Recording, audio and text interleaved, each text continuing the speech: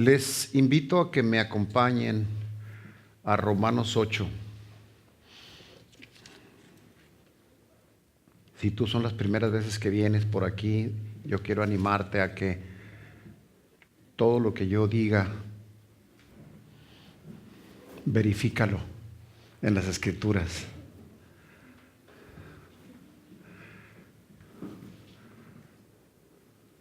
Somos tan falibles los seres humanos que podemos equivocarnos muy fácilmente.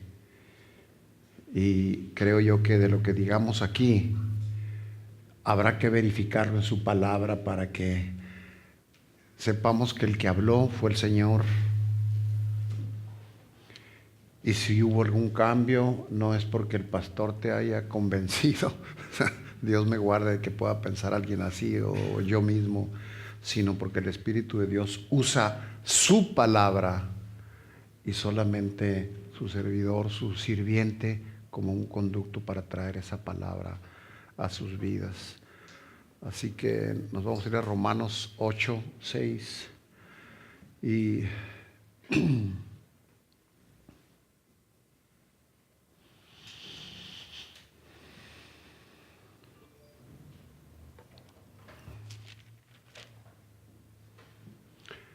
en el 1 dice 8:1.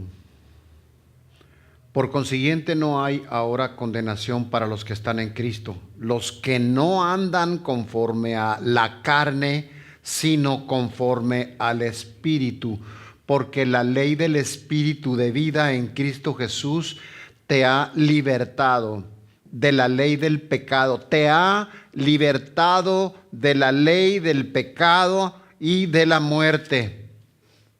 Pues lo que la ley no pudo hacer, ya que era débil por causa de la carne, Dios lo hizo enviando a su propio Hijo en semejanza de carne de pecado, y como ofrenda por el pecado condenó al pecado en la carne, para que el requisito de la ley se cumpliera en nosotros, que no andamos conforme a la carne, sino conforme al Espíritu. Dice el 5, porque los que viven conforme a la carne ponen la mente en las cosas de la carne, pero los que viven conforme al Espíritu en las cosas del Espíritu. Porque la mente puesta en la carne es muerte, pero la mente puesta en el Espíritu es vida y paz. Yo estoy leyendo la versión de la Biblia de las Américas. Y ya que la mente puesta en la carne es enemiga de Dios, porque no se sujeta a la ley de Dios, pues ni siquiera puede hacerlo. Y los que están en la carne no pueden agradar a Dios. Y los que están en la carne no pueden agradar a Dios. Sin embargo, ustedes no están en la carne, sino en el Espíritu, si en verdad el Espíritu de Dios habita en ustedes. Qué aclaración tan tremenda esta. Pero si alguno no tiene el Espíritu de Cristo, el tal no es de él. Si Cristo está en ustedes, aunque el cuerpo esté muerto a causa del pecado, sin embargo el Espíritu está vivo a causa de la justicia. Pero el Espíritu de aquel que resucitó a Jesús entre los muertos habita en ustedes. El mismo que resucitó a Cristo Jesús de entre los muertos también dará vida a vuestros cuerpos mortales por medio de su Espíritu que habita en ustedes. Dice el 12, así que, hermanos, somos deudores, no a la carne, para vivir conforme a la carne, porque si vives conforme a la carne, habrás de morir. Pero si por el Espíritu haces morir las obras de la carne, vivirás. Repito, pero si por el Espíritu haces morir las obras de la carne, vivirás. Porque todos los que son guiados por el Espíritu de Dios, los tales son hijos de Dios. De nuevo, porque todos los que son, ¿cómo? Guiados por el Espíritu de Dios, los tales son hijos de Dios. Pues no han recibido un espíritu de esclavitud para volver otra vez al temor, sino que habéis recibido un espíritu de adopción como hijos, por el cual clamamos, Abba, Padre.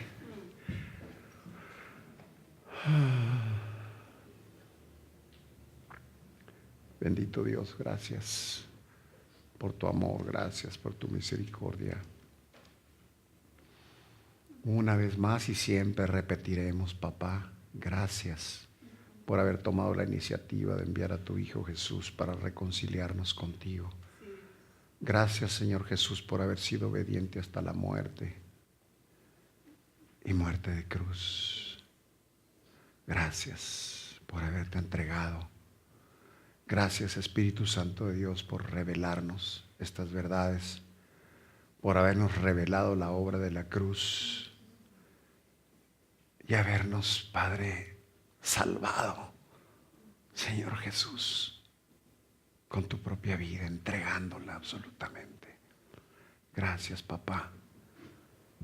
Te ruego, Padre, que tú me guíes, Espíritu Santo de Dios, que tú organices, orquestes, conduzcas, impulses tus palabras a través de mí, Señor, de forma que pueda yo, con tu ayuda, Espíritu Santo de Dios, servir a tu pueblo, a tu iglesia de manera efectiva.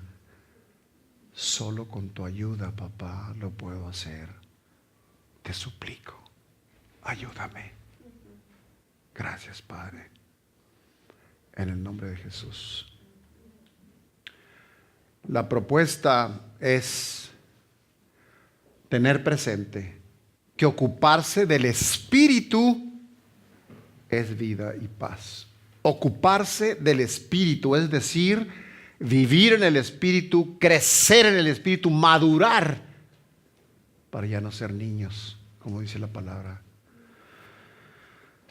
Así que bueno, tal vez a algunos les va a parecer dura esta expresión, pero a los de mente carnal, es decir, los que están bajo el control de la carne, no se les debiera considerar cristianos.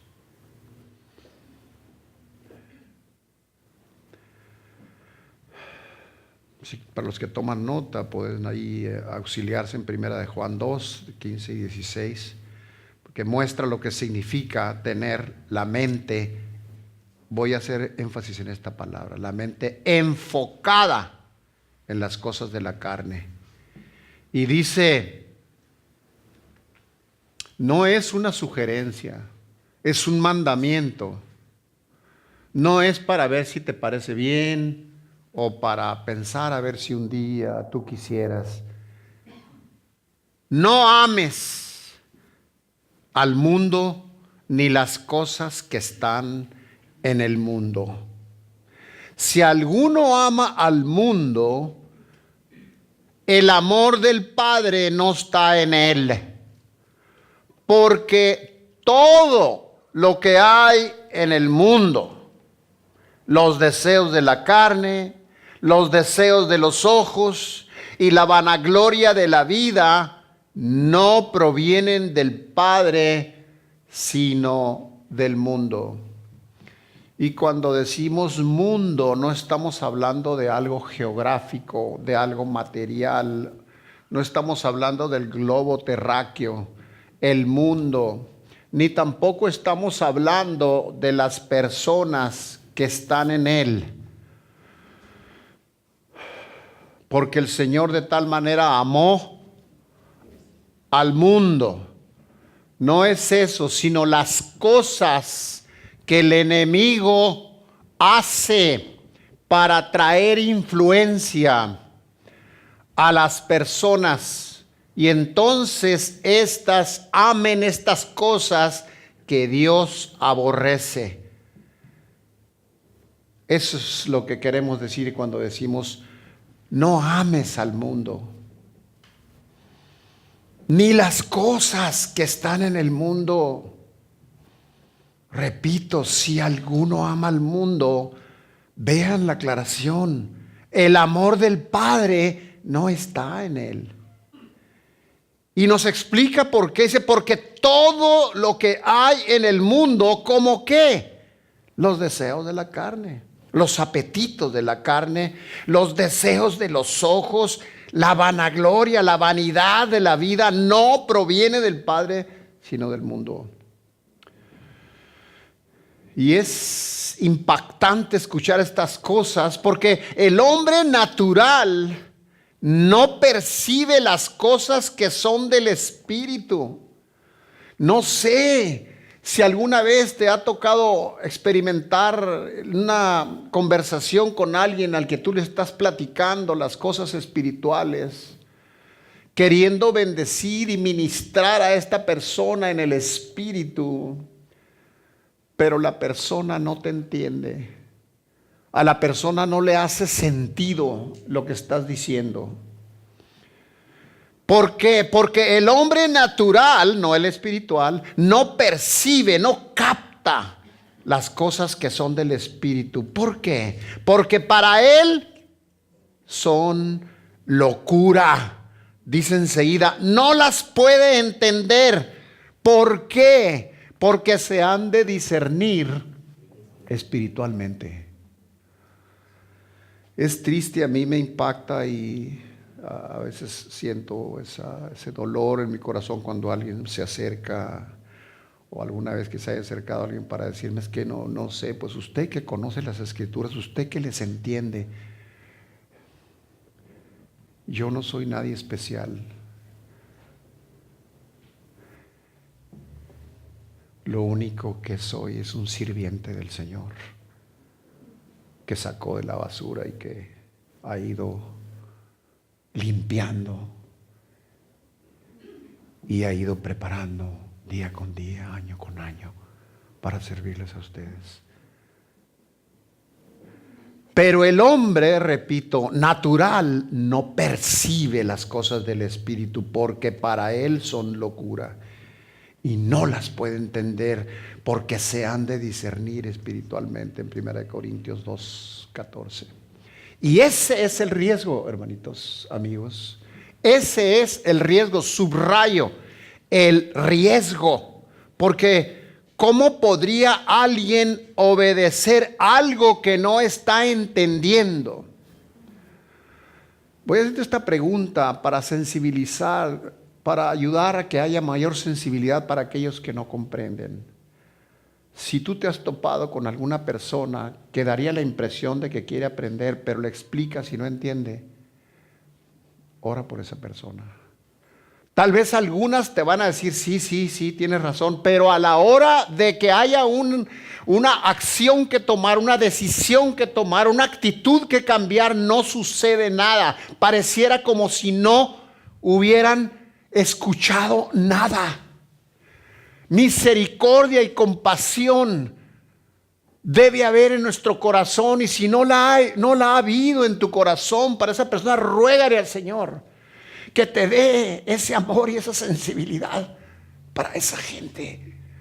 Porque si tú entiendes, si yo entiendo, es solo por la gracia de Dios, por la obra del Espíritu en nosotros. Y si alguien no está entendiendo, es que el Espíritu de Dios no ha hecho esa obra en esa persona. Necesitamos interceder, amar, servir, cuidar, estar cerca para poder dar de gracia lo que de gracia hemos recibido.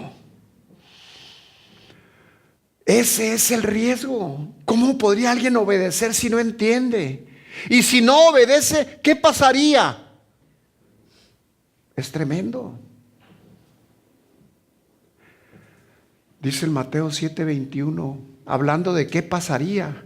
No todo aquel que me dice Señor, Señor, entrará al reino de los cielos, sino aquellos que hacen la voluntad de mi Padre que está en los cielos.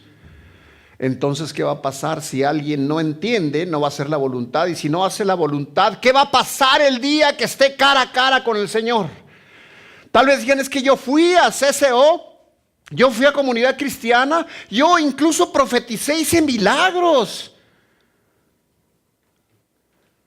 El riesgo, volviendo a hacer énfasis en esta palabra, el riesgo es que si alguien no entiende, si no puede discernir, no va a poder cambiar, no va a poder tomar la decisión que no es su voluntad sino la de Dios. Y el día que esté a cara con el Señor, el riesgo es que por más que le digas que hiciste va a decir, jamás te conocí, apártate de mí, hacedor de maldad. Ese es el riesgo. Porque la salvación no consiste en venir a la iglesia. Es hermoso, qué bueno, y de veras honro a todos aquellos que son fieles para estar aquí, porque la palabra de Dios, no dejes de congregarte, como algunos tienen por costumbre y se les hace fácil. Pero ese no es el camino. El camino es el Señor Jesucristo. Yo soy el camino, la verdad y la vida. Y nadie va al Padre si no es por mí. Así que si no estamos haciendo su voluntad, si no lo estamos entendiendo lo que nos está enseñando, si no lo podemos discernir, yo te animo a que te preocupes por eso. A que le digas, Señor, ¿por qué no entiendo? ¿Por qué? Lo entiendo con mi mente, pero sigo igual, cometiendo los mismos errores que te ofenden, Señor.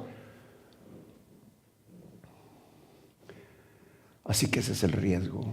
No te conozco, apártate de mí, hacedor de maldad. Pero Señor, yo iba todos los domingos. Yo ayudaba a Juan de Dios y ayudaba a los que necesitaban, y yo aportaba para la despensa de los pobres, y yo no te conozco, porque no hay otro camino, solamente Él.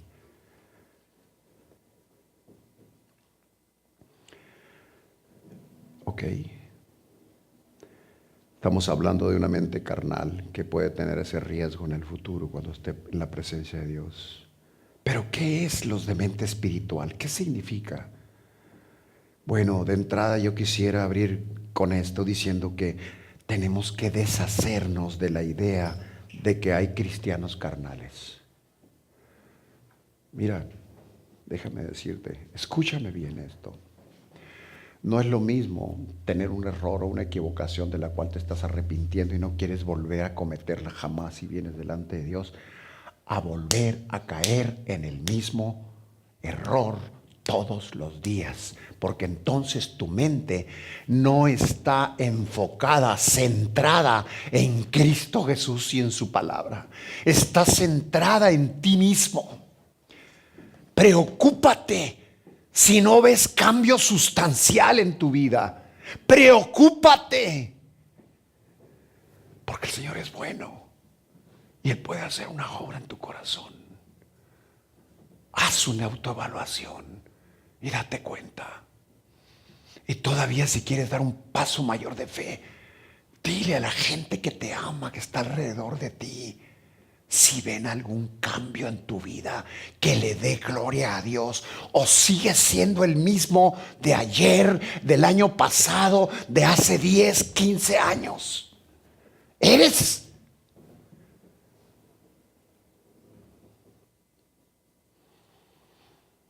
No podemos decir, hay gente que dice, no, si es cristiano, pero ahorita anda como en la carne. No. Una cosa es que de momento podamos cometer un error, como dijimos hace un momento, un pecado, y venimos y nos arrepentimos. Pero otra es tener un patrón de conducta. ¿Qué patrones de conducta has visto que afectan a los demás en tu casa, con tus hermanos en la iglesia, en tu trabajo? ¿Qué patrón de conducta?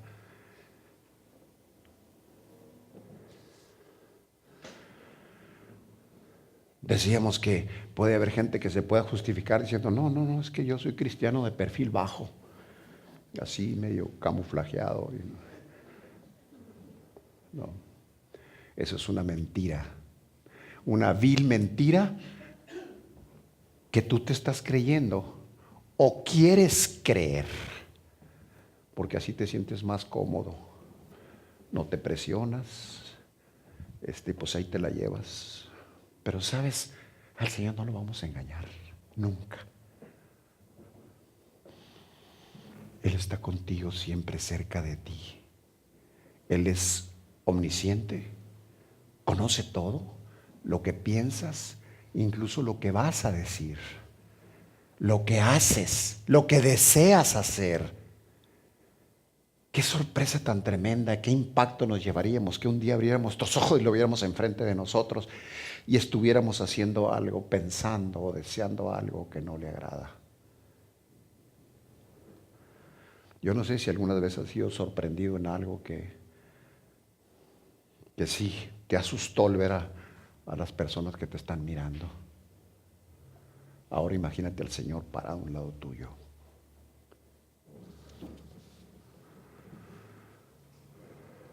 El apóstol aquí está contrastando el cristiano verdadero con el que no lo es. Es de lo que habla Pablo en estos versículos, porque dice, pero el ocuparse del Espíritu es vida. Así que,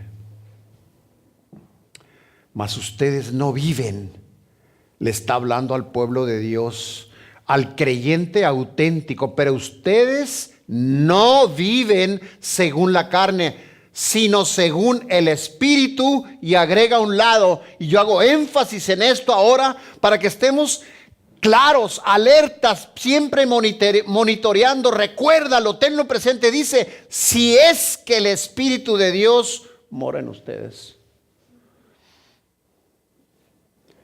¿Sabes cómo puedes saber? Por tus frutos. ¿Has batallado con envidia, con celos? Y eso no ha disminuido, al contrario, ha crecido, ha dañado a los demás, te ha dañado a ti mismo. Tu actitud de soberbia ha afectado a otros y de alguna manera te lo hacen saber. Pero no hay cambio. Tienes que preguntarte, si es que el Espíritu de Dios está en ti, va a haber un cambio. Pero dice, si alguno no tiene el Espíritu de Cristo, no es de Él.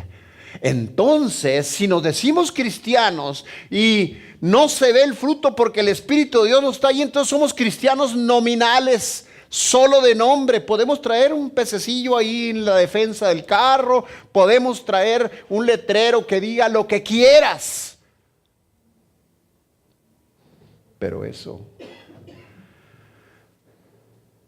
no dice que eres cristiano. Lo que dice que eres cristiano es tu conducta, tu comportamiento.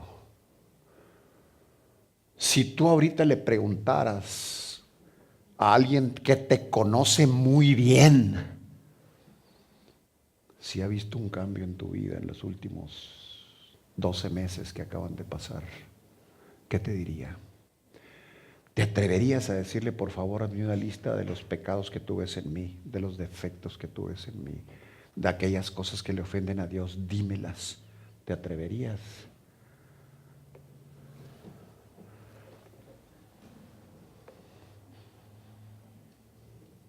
Si una persona no tiene el Espíritu Santo en él, el tal no es cristiano, aunque él crea que sí. Y él puede pensar que sí, desear que sí, pero si no está el Espíritu de Dios ahí, simplemente no es un hombre salvo. No es un cristiano auténtico. El contraste entre los que están en la carne, y yo pondría perdidos, y los que están en el Espíritu, salvos. No dicen medio salvos o medio perdidos. Y aunque así fuera, si quisiéramos decir medio perdido, pues yo no sé, Si estuvieras en un restaurante y te sirvieran un platillo y te dijeran, mire, este steak está medio perdido, pero se lo puede comer. No, no está medio perdido, yo no lo quiero, está perdido. Lléveselo. No hay medios cristianos, no hay cristianos de bajo perfil, como decíamos hace un momento. No hay. La persona, repito, que no tiene el Espíritu Santo, el tal no es cristiano, aunque él crea que sí. Así que el que está en la carne está perdido. Y el que está en el Espíritu es salvo. Está. ¿Qué es está?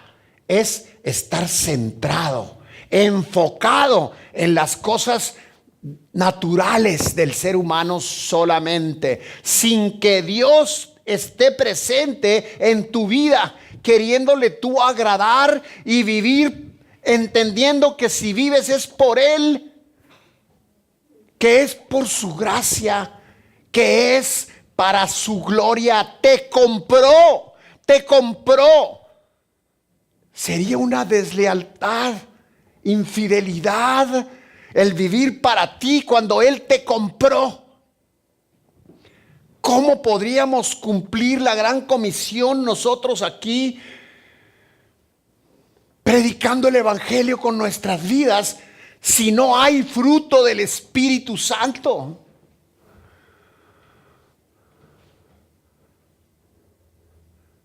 Si tú te expusieras o nos expusiéramos cada uno de nosotros al escrutinio de un grupo de personas y le dijeras, por favor, aquí está una lista y de cada una de estas cosas dime cuánto me saco. ¿Me ves con amor? ¿Reflejo amor? ¿Doy amor? ¿Crees que sea una persona de paz? ¿Que tengo paz en mi corazón, pero que también vivo en paz, no en guerra? ¿Soy una persona paciente? ¿Una persona benigna? ¿Soy una persona templada o soy explosivo? ¿Cómo soy? ¿Soy manso y humilde de corazón? ¿Soy humilde? ¿Soy bondadoso o soy egoísta? ¿Soy una persona de fe que cuando soy probado sufro, pero el Señor me levanta y me fortalece y yo espero en Él? ¿Cómo soy? Yo te animo a que pienses en esto y digas, ¿cómo te entregarían las calificaciones ese grupo imaginario que estuviera atrás de ti, alrededor de ti, tu familia, tus amigos, la gente que te conoce, que te ha visto explotar, que te ha visto maldecir, que te ha visto que salen de tu boca palabras que ofenden al Señor o maldiciones para alguien que te hizo daño?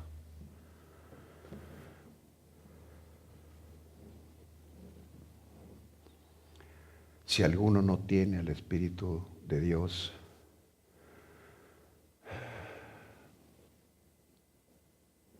no es suyo. Al convertirte, hermano, al convertirte, amigo, ya no estás en la carne. No podemos decir, es que yo hice una oración de fe, pero yo todavía no me convierto. No es así. En el ámbito espiritual, al momento que el Señor te da su Espíritu Santo, cuando veniste con un arrepentimiento genuino y te fue revelada la obra de la cruz, y tú vienes y ves la obra de la cruz, ese sacrificio del Señor, y te das cuenta de lo horrendo de su muerte, que es comparable con lo horrendo del pecado, porque ahí se pagó por Él. Es ahí donde el arrepentimiento es expresado desde el fondo del corazón, y ahí es donde empieza una nueva vida. Nueva vida. Las cosas viejas pasaron y he aquí que son hechas todas nuevas. ¿Son hechas todas nuevas en tu vida ahora? ¿O te has abrazado a algunas que no has querido soltar y dices, no, pero estas pues estas son mías y yo en privado aquí las abrazo y las acaricio. ¿Y qué son?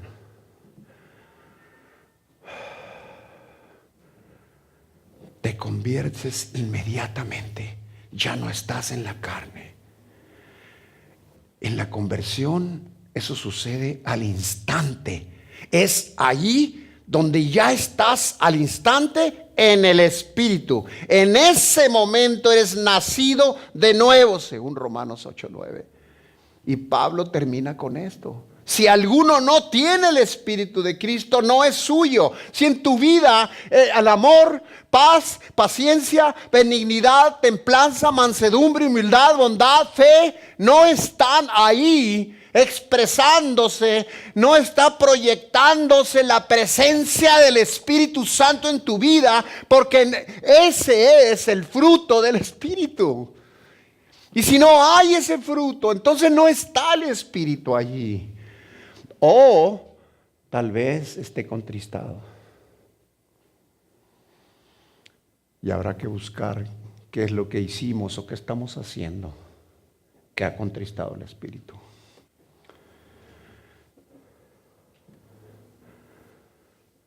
El que es creyente auténtico evidencia esos frutos del Espíritu. Si no, entonces, si alguien no tiene el Espíritu, entonces no es del Señor Jesucristo. Pero no te aflijas, hermano, porque hay esperanza. El Señor no vino para condenarnos. Porque en el momento en que te es revelado esto, impacta tu corazón y tú vienes en una actitud humilde y reverente delante de Dios, Él te va a perdonar.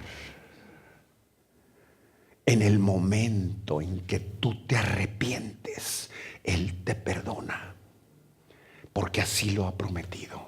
Si mi pueblo se humilla y confiesa y se vuelve de sus pecados, de sus caminos, entonces yo oiré de los cielos, perdonaré sus pecados y sanaré su tierra.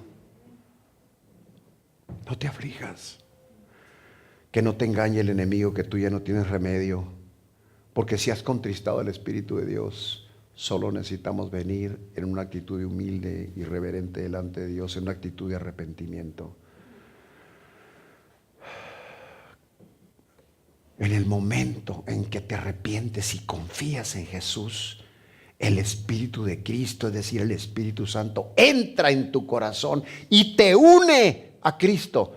Hermoso misterio, no sabemos cómo ocurre, pero viene a tu corazón y te une a Cristo. Y entonces empiezas a confiar desde ese momento cada día más en el Señor. Eso sucede cuando el Espíritu de Dios te une a Jesucristo. Por eso es que algunos no creen y no confían y no entienden y no disciernen. O no está el Espíritu de Dios ahí, o le han contristado, se ha ido apagando.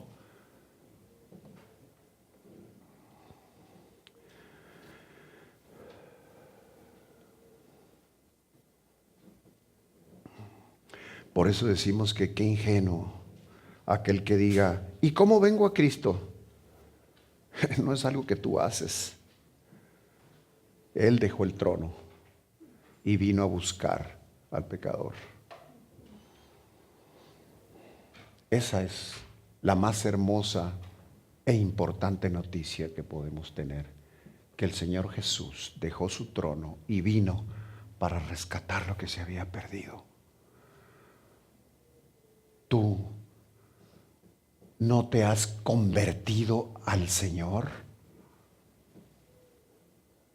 Tal vez hoy está tocando tu corazón, tocando a la puerta de tu corazón para decirte, he aquí que yo toco a la puerta de tu corazón y si tú abres, entonces yo entraré a Él y cenaré contigo y tú conmigo.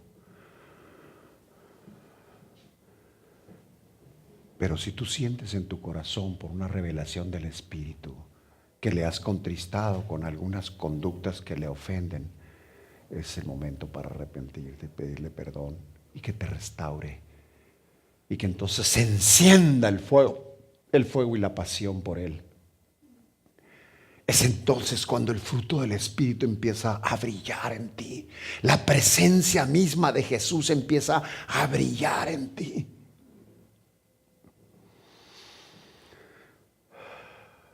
Por eso es que decimos que es ingenuo decir cómo vengo a Jesús. Es Él el que viene. Pídele que venga. No es algo que tú hagas, es algo que Él hace. Es el Espíritu de Dios quien te convence de pecado. Si no te pasa esto a ti, clámale, suplícale, pídele, llórale. Dile: Señor, no he podido cambiar, Señor. Tengo yo el Espíritu de Dios conmigo, Señor. Si no hay fruto, Señor, cámbiame. Tú tráeme convicción de pecado, que yo logre aborrecer todo aquello que te ofende, que lastima a los demás.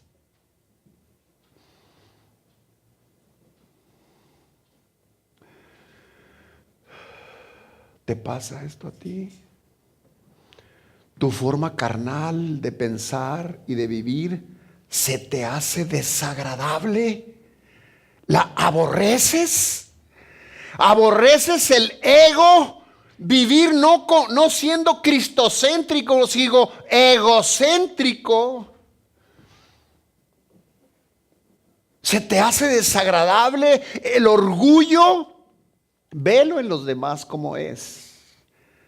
¿Cómo te sientes cuando te topas con alguien soberbio y orgulloso? Pues así como desprecias eso, debiéramos despreciarlo en nosotros. El ego, el orgullo, el desamor. Cuando eso pasa,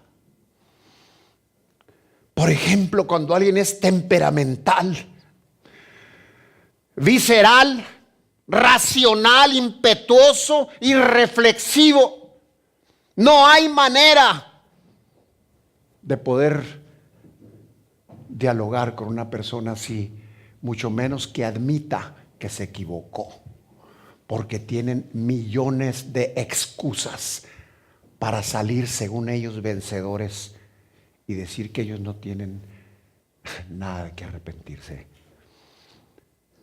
¿Por qué? Porque hay ego, porque hay orgullo, porque hay desamor. ¿Conoces a alguien así? Antes de que me digas quién, antes de que digas o pienses en quién, vete tú en el espejo. Y fíjate si tú eres temperamental, si eres visceral, racional, impetuoso, irreflexivo.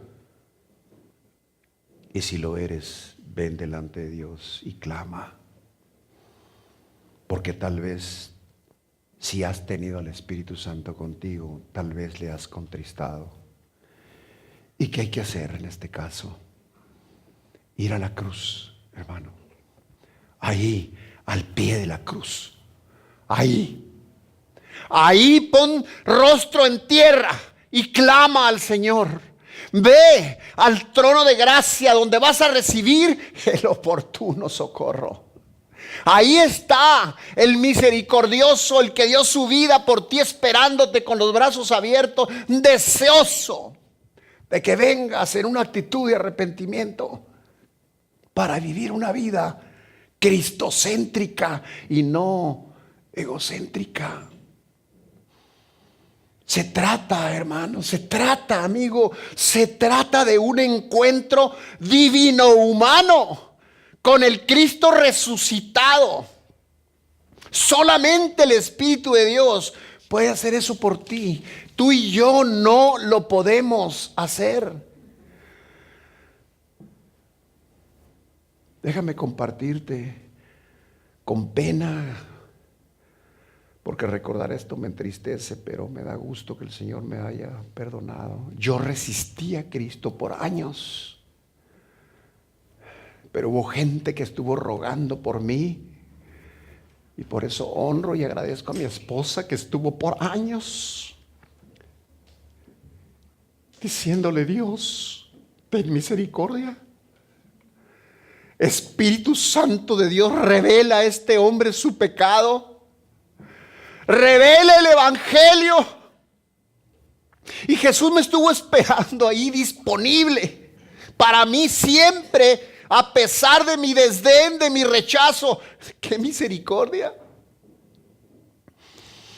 Y ahí se produjo este misterio misericordioso, y en segundos crucé hacia Él. En ese momento fui salvo.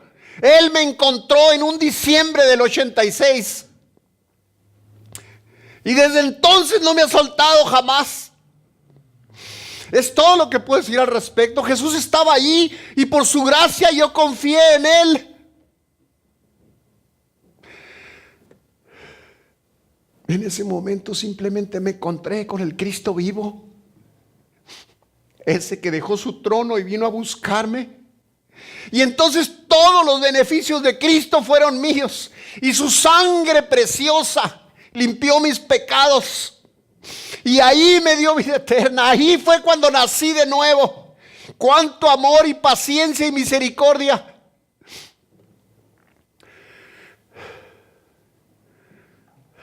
Y no quisiera entrar en más detalles, hermano, porque no es algo que se deba imitar. Porque el Señor trata con cada quien de manera diferente. Simplemente da un giro de la vida carnal hacia Jesús, y Él va a perdonar tus pecados y Él te va a salvar. Él te dará vida eterna y habrás nacido de nuevo. Te habrá perdonado, te habrá salvado. Un día, uno de nuestros jóvenes se acercó para decirme: pastor, ora, te pido que ores por mi hermano. Que él vea que el mundo no tiene nada que ofrecerle. ¿Cuánto se goza uno sabiendo que un joven, una persona puede decir eso? Porque ahí es donde comienza la conversión. Al ver que el mundo no tiene nada que ofrecerte. Es ahí donde inicia, cuando empiezas a sentir que ocuparte de la carne es muerte. Hay una convicción tremenda, un impacto tremendo. Cuando empiezas a sentir que ocuparte de la carne te lleva a la muerte espiritual. Y al voltear a Jesús, sabes que el ocuparse del Espíritu es vida y paz.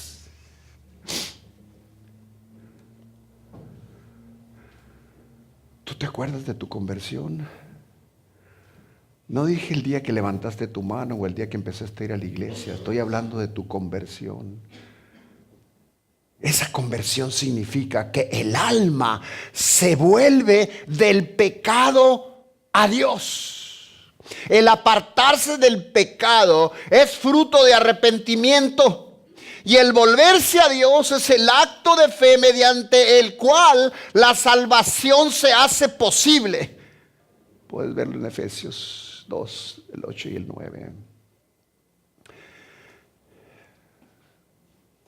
A veces he pensado que si hubiera tenido un testimonio más elocuente que dar, pero tal vez sea mejor así que no lo tenga.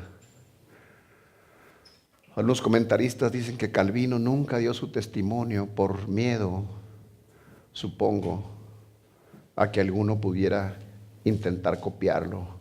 ¿Por qué? Porque así como trató conmigo, va a tratar contigo de manera personal. Porque nuestra relación con el Señor es una relación personal con Él. No tienen que ser las mismas cosas. Lo que sí tiene que ser lo mismo es que sientas el amor de Dios, que sientas el arrepentimiento genuino y que puedas voltear a la cruz y ver la obra que Él hizo para salvarte. Y sí, no puedo decir que de una manera tan elocuente que yo sentí como Spurgeon, pero lo que él compartió, este príncipe de los predicadores, en los años 1800, porque fue tremendo su experiencia, pero lo que él sintió yo también lo sentí, que Jesús me abrazó, que Jesús me perdonó, que Jesús me limpió, que Jesús me dio vida nueva. Eso sí lo puedo asegurar, porque me ha sostenido desde entonces.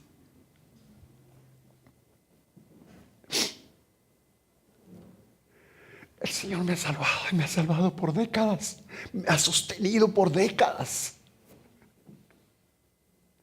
Y me ha permitido ver el fruto del arrepentimiento que Él trajo, el deseo de expresar por su gracia.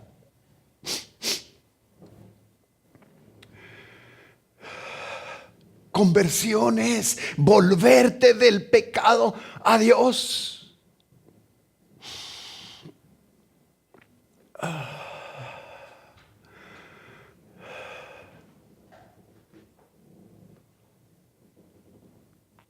Spurgeon, este príncipe de los predicadores, es tan conocido y nos ha dejado tantas enseñanzas, dijo cuando él tenía 15 años: nunca hubo nada tan verdadero para mí como esas manos sangrando y esa cabeza coronada de espinas escurriendo su sangre por sus sienes, por su frente.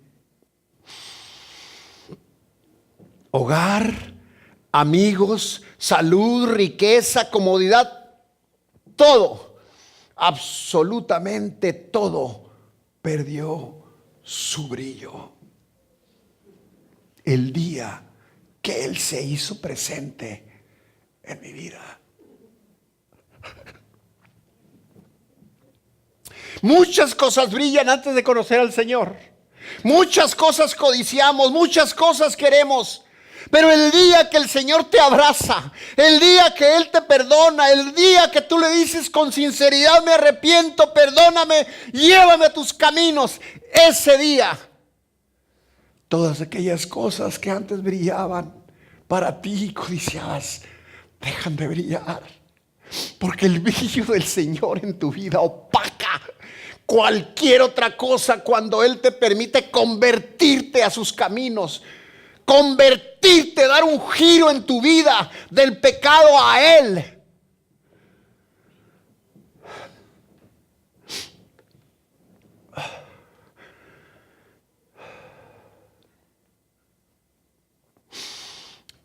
Me impactó tanto cuando vi parte de este comentario de Spurgeon que decía lo que le sucedió. Y vi a Jesús en su cruz frente a mí. Y mientras intentaba de imaginarme sus sufrimientos y su muerte, me imaginé que Él me lanzaba una mirada de amor. Y luego yo volteé y lo vi y lloré.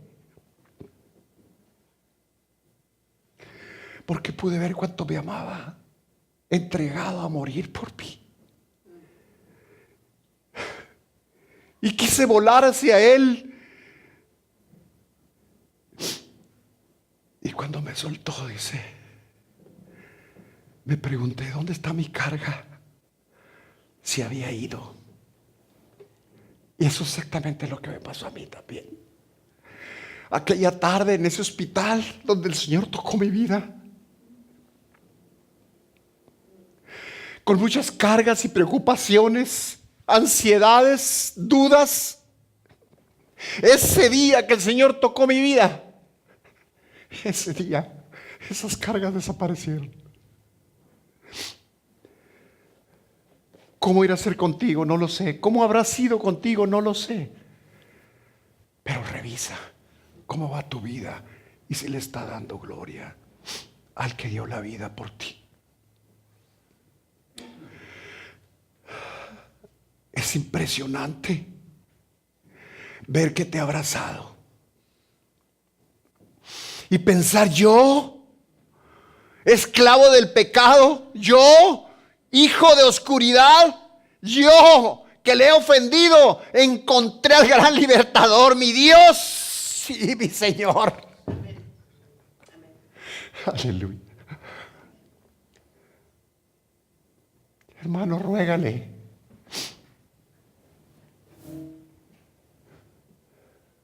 Ya sea porque el Espíritu de Dios no ha estado ahí o porque le has contristado, clámale. Porque hoy te dice Él, clama a mí y yo te responderé y te mostraré cosas grandes y maravillosas que tú no conoces. Acércate, te dice, escucha esto, acércate, te dice el Señor Jesús, acércate confiado al trono de gracia, donde recibirás el oportuno socorro. Ahí está el gran yo soy. Ahí está nuestro Rey, Señor. Yo te animo a que ahora vengamos delante de Él, hermano. Y que si le has fallado, si has vivido de una manera humana y carnal y no espiritual, que le dé gloria, ven, ahí está Él esperándote. Paciente, amoroso, tierno. No para condenarte, sino para perdonarte, para liberarte, para expresarte su amor incondicional y eterno, para extender gracia y perdón y misericordia. Señor, inclinamos nuestros rostros delante de ti, Señor, en una actitud de reverencia, en una actitud de gratitud, de respeto, para reconocer que te hemos ofendido, Señor.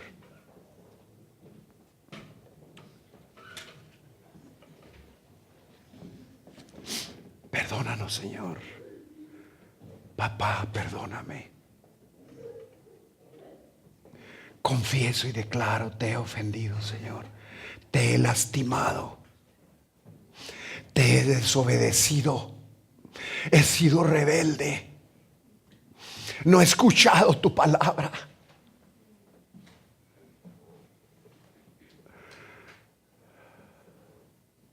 No te he representado dignamente, Padre. No he sido un buen ejemplo, Padre. Perdóname. Te suplico, perdóname, Señor. Ten misericordia de mí. Ten compasión, papá. Abba, Padre. Papito. Ten misericordia. Derrama de tu gracia.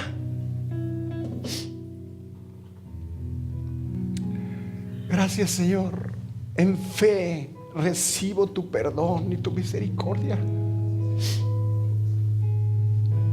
Te doy gracias por tu perdón. Y ahora te ruego y te suplico que tu Espíritu Santo me lleve de la mano. Y que tú pongas el querer como el hacer en mí, Señor, para que yo te obedezca. Y que viva conforme a tu voluntad, Señor. Gracias, Dios. Gracias. Gracias, papá. Recibe honra y gloria en el nombre de Jesús. Amén.